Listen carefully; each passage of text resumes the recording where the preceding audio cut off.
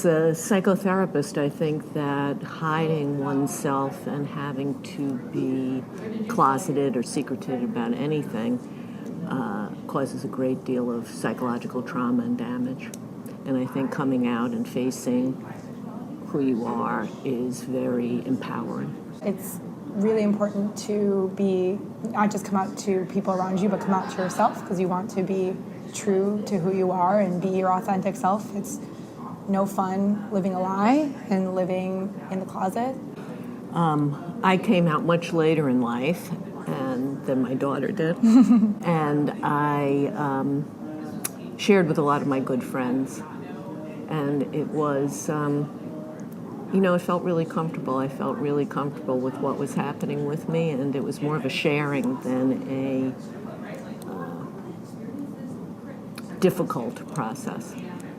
When I told my mother that I was in love with a woman, she totally freaked out in like, oh, I love you, I love you, I love you, but very worried about the children, very worried about the fact that an intact family would be broken up, which I totally understand, worried about divorce. And how old were you, and when was this? I was 41, and she says, I totally understand, but you have to consider all these things, and da-da-da-da-da, but you cannot tell your father, it will kill him. I said, but I've got to tell my father. Don't tell your father, don't tell your father. So, of course, I told my father, and he said, what's the problem? I understand loving women. That was the end of that story. It was very funny. I think I probably didn't officially come out so much as I realized, like, oh, I like women, or I liked a couple of women, and maybe I'll give this a try. And I don't think I officially came out to anyone until I had dated a few women or girls. I mean, I was young. I don't think it was until, so probably the women I dated or my good friends, and then later on I was like, oh, this is probably how it's going to be for a while. Then I told my parents and more of my friends. When did you come out to us? When in the process did you come out to me and Eli? Well, I don't think you remember that one day you shocked Judy, who is my partner. You shocked Judy like anything, because you were like 7 and she was there, and you came in and you said to Judy, are you a lesbian? And she just went like, oh my God. So you were quite insightful at an early age. So we talked about that at that point. I think we had talked about like gayness and lesbianness. Of course. From a very young age. Yeah. But in relation to me and she. I made that connection that we were talking about lesbians and that she was one of them. Even though I was still living in the house with our family intact. Right. So, does that answer your question? Do you remember that? Do you remember going to Judy and saying that? I totally don't remember. I don't remember that at all. I remember the moment that you sat us down, me and my brother, and said, like, I'm gay, I'm divorcing your father. We're separated. And I remember it all making sense. Like, I all remembered it like, yes, of course. Like, you weren't sleeping in the same room anymore. You were spending weekends at grandma's. It completely, like, it made total sense. Mm-hmm. It wasn't a shock by any means. It was more like a clarification of what has been going. Yeah, probably clarified what was kind of confusing for a while. Yeah. I also want to say to parents coming out to their children, I think particularly if the children are young, that children are very concerned about this other parent. If indeed, like myself, I was divorcing in a more traditional marriage, and so worried about my ex-husband, and also concerned about what will their lives look like. I mean, children really want their parents to be happy, ultimately, and they want to know that they're loved and that the parents will work together to stay focused on them. And I think really, ultimately, that's the most important message, and all the other little details about what does it mean to love a woman, or what does it mean this, and what does it mean that, are really extraneous. at that point. So when I talked to you and Eli, I was really focused on Dad and I are still a team to parent you, and you're our first priority. But love changes. Love for children don't change, but love between adults does change. Right. And this was the plan. This is how we're going to work it. And so you felt very clear. There's a clear path of like, This is how it's going to go and how it's going Right. to work. And Dad and I are going to live near each other. And they actually ended up living on the same block. so that was good. That was really good, though. It was. We walked like back and forth. Yeah, that was something I wanted, because I wanted you to feel very fluid. And so I think the children have to be of prime importance, even while you're working on your own personal happiness and fulfillment. Well, and there's probably a certain level, like when you're doing all this internal, internal self-discovery, that it's natural to kind of retreat back and to take more time out, more self-care, and more like time for yourself. And so making sure that the children don't get forgotten. Like I never felt like we were, I never felt like that you were gone, or I never felt like... I was actually more, I think my biggest, if I had any regret, but I don't think I could have done anything about it, was when I found myself falling in love with Judy. And I was in such emotional turmoil and such strife and so confused about what to do. And it wasn't like I hated your dad. Right. And so I was going through this whole self-exploration, and so I was depressed a little, and I was anxious, and I worried about my availability to you. I worked hard to be available, but that was a tough time. But there was nothing I could do about it. Yeah. We were fine. I think we were good. I think you're right. I think we just wanted everyone to be happy. We didn't want anyone to be sad. We didn't want anyone to be depressed. Right. And I think that, the biggest thing for us was like, we were like, oh, we get one-on-one time with Dad. That was good. Which was good. Yeah. We get 2 houses. More love, more grandparents. More grandparents, yeah. Yeah. Well, and I think Judy did a good integrating Judy.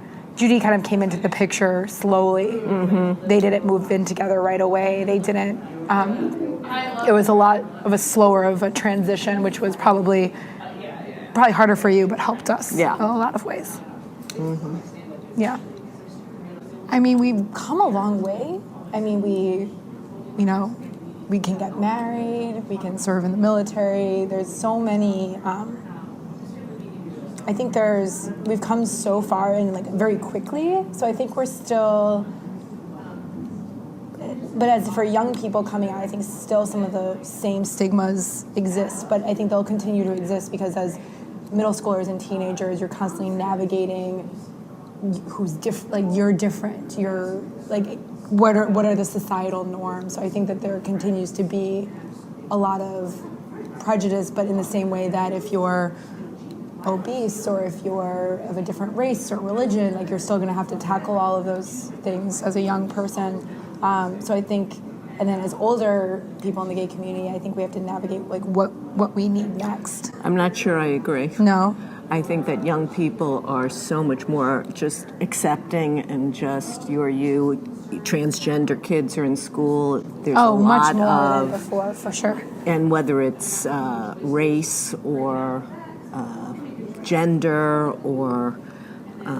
But do you think we live in the liberal bubble where? Well, I think that I was going to say that there's still lots of prejudice that is outside of liberal communities, and that we see that in politics still today. That there's still lots of conflict and prejudice. So, but I think that that there's something that I see with children that they are getting less constricted at an earlier age, except for those families that are hyper-religious or very fundamental in their political principles. I didn't tell you, at my son's daycare, they made a banner that's saying, we welcome all races, all religions, and his class did the poster for all genders, and they told the kids they had a pile of clothes, and they told the kids they could put on whichever clothes they wanted to be in the genders, and he picked the pink My Little Pony. I think it was just a shirt. I don't think it was a dress, but it was clearly like a girl's shirt, and that's what he wanted to wear. And I was like, oh, that's so great that like he can feel free to pick whatever he wants. Mm-hmm. He's definitely a boy, but I think it was nice that he didn't have that hang up. I think that the biggest challenge now is the transgender community. Right. And not that race is still an ongoing issue, not that homophobia is not still an ongoing issue. However, like you said, we've overcome a lot of political humps. But to change people's hearts, that's a whole other matter. But I think the more that it's normalized, like the more, like we're the only gay parents at Noah's school. Mm-hmm. Like, so the more that these kids see, like, oh, people don't just have a mom and a dad, they can have two moms, they can have two dads, that it's more normalized, the more exposure they get, then the more that prejudice or that prejudice fades away. Totally. I don't know. It was different coming out for me to come out to her because obviously I think my biggest worry was that she would make too big of a deal out of it. Like too much excitement. The lesbian book group would come over for a party or something. Like it was. I wasn't a lesbian book group for I know you years. were. Well, we were in like the Rainbow Coalition with all like the parents. Well, because I wanted you to meet other parents and all that. Yeah, right? we had a lot of friends from there. But yes, I was more anxious about her making like a huge deal out of it. For Dad, it was just, I had this girl I was kind of seeing over at the time, and then I remember her. I said when she left, I said, just FYI, Dad, like I'm kind of seeing her. And he goes, okay. And just went back to his paper or whatever he was he couldn't be shocked. Maybe. I think he probably would prefer that over boys in the house. Possibly. I would say what I like about myself and what served me well, I think, for a long time is I've never really cared what people thought. A problem for me. Perhaps. Very advantageous when you're coming out or doing, So I think that being able to just be who I am and not really care if people think it's silly or weird or different, or I've never felt self-conscious in that way, and I think that it's served me well in many regards, whether it's like being, holding hands with my wife, walking through, parts of the South, or, launching a company when all by myself, or I think there's lots of aspects where it served me well and not really I agree. putting too much stock in other people's opinions. I think that the thing I value most about myself is my capacity to use all my experience to relate intimately, empathically, compassionately with other people and make them feel comfortable and safe and feel comfortable being who they are. Yeah. It's true. All of my friends in high school loved talking to her. It was like the house of wayward children. So I feel best about that. But I have other qualities I like about myself, if you want to list at some point. You like your hair. I think that one of the things that has been the hardest for me in living my truth is people's need for labels and my dislike of labels. I think that I'm not in any way, well, I'm not atypical, but not so typical. There are many women who have come out after having marriages and children in traditional ways, but I have had my own experience, and I feel like so many people have had their own experience. And so these little subgroups of, are you really gay enough or lesbian enough, or Is bi a thing? I didn't have the experience that many women and men do of knowing when they were quite young their orientation. And so I feel like the labeling, like when people say, oh, you're lesbian, sometimes I feel like, well, I'm not really. I live with a woman and I live that life. But whatever that means doesn't really make sense to me. But I think, except in a superficial way. I think the labels help people feel safe and like make people. I agree. Figure you out in a way. Yes, but I'm saying they can't quite figure me out because that label. It's limiting. It's limiting.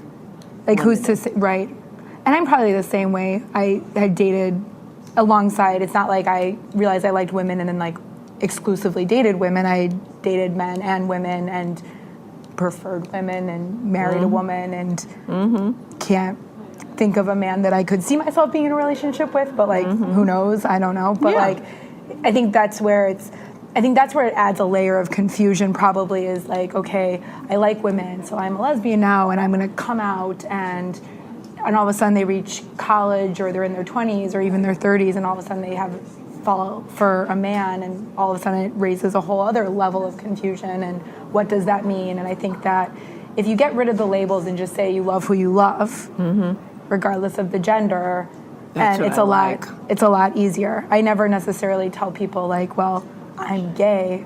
I say I'm married and her name is Nicole, and I let them draw their own conclusion. Well, when I came out to my friends, they all said, oh, that doesn't surprise me in the least because you love women.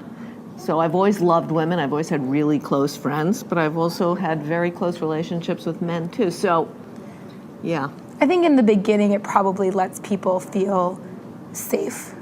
I think that it's... To put me in a category or put you in a category. Yes. Or even to put themselves in a category.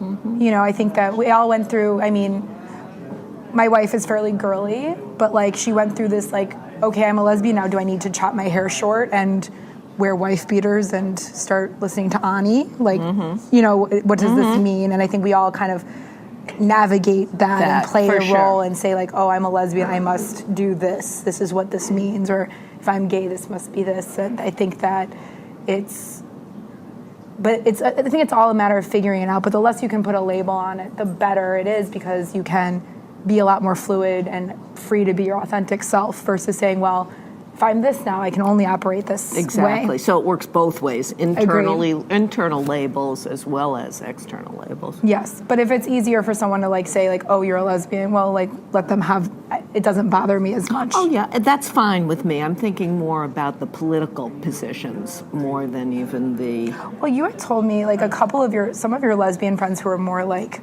strong, militant lesbian friends, like if you had, for whatever reason, divorced Judy and married a man, they would be very upset about and it that. upsets me. Yeah. Yes, I agree. That's exactly the kind of thing I'm talking about, that there are these rigid rules, even within the community, that define us. I was thinking about that actually more than from... the other side. Yeah. So the more you can just support everyone regardless of who they love. It's all about loving people for themselves. Yes. Yeah.